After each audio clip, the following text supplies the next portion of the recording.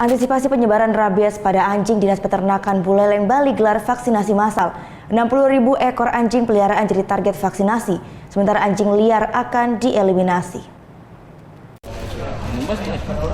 Sejak bulan April hingga Juni 2016, Dinas Peternakan dan Kesehatan Hewan Provinsi Bali mengadakan vaksinasi massal di 716 desa di seluruh Pulau Bali. Selasa pagi kegiatan vaksinasi massal digelar di Buleleng, Bali.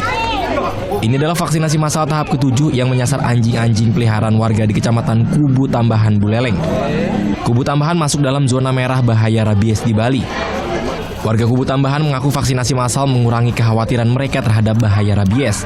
Sebab jika tidak divaksin, virus rabies bisa menjangkit anjing peliharaan meski telah dirawat dengan baik.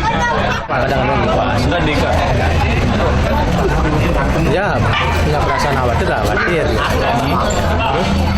Tapi ya harus jaga-jaga juga. Selain di Kubu Tambahan, Dinas Peternakan Buleleng menargetkan vaksinasi massal di 4 kecamatan lainnya. Antara lain Kecamatan Tejakula, Sawan, Banjar, dan Busung Biu.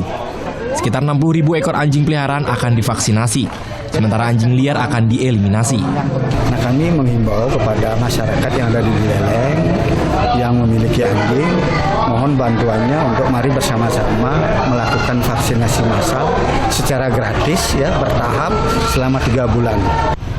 Berdasarkan data Dinas Kesehatan Buleleng, kasus gigitan anjing di Buleleng mencapai 5-10 orang per hari.